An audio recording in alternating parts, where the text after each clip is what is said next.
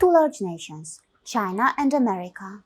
The world expects responsible behavior from these two nations as both are permanent members of the United Nations Security Council.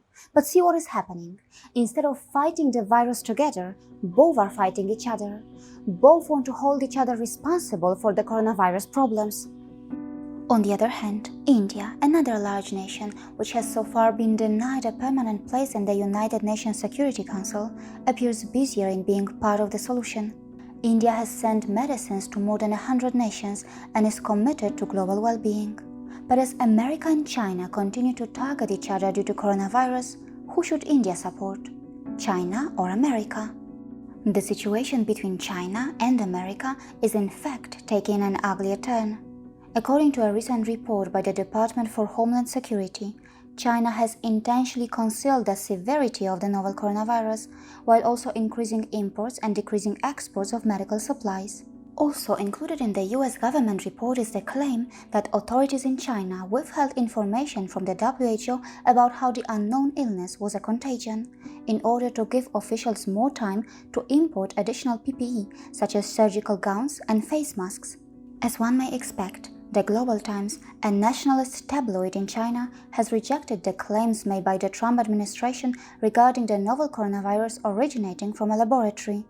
According to the Chinese newspaper, spreading such rumors is a byproduct of the US and other Western countries that promote an ideological bias against China, so their leaders can manipulate public opinion. The US is using its political influence to achieve this goal. Up to this point, Chinese officials and state media have, for the most part, avoided directly naming Trump while covering the dispute.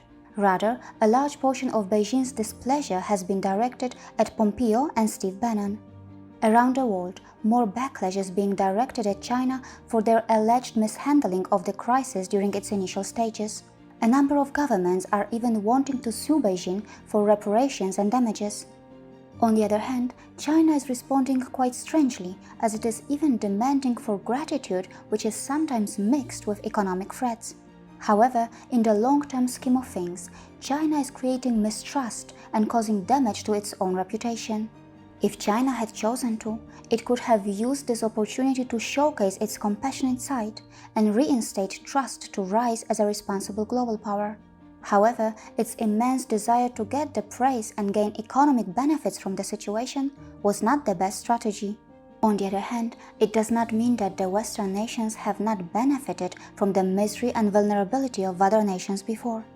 It may also be true that the West is jealous of the rise of any non-Western power. Some may even say that the West and China are the two sides of the same coin, just the approach and the packaging is different. The meaning of nationalism in these nations is more about global dominance and global conquest. On the other hand, in India, love for the nation is more about being able to preserve and secure. So, if the Western powers do decide to go against China eventually, should India stay neutral?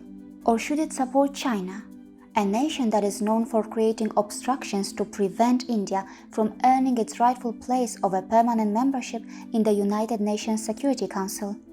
India's ideological principles and its geopolitical stand has always promoted neutrality.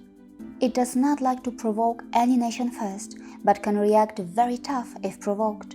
During this irresponsible and amateurish battle between the so-called global powers, who are also permanent members of the United Nations Security Council and many important global bodies, India is silently redefining what global responsibility actually means. See you again.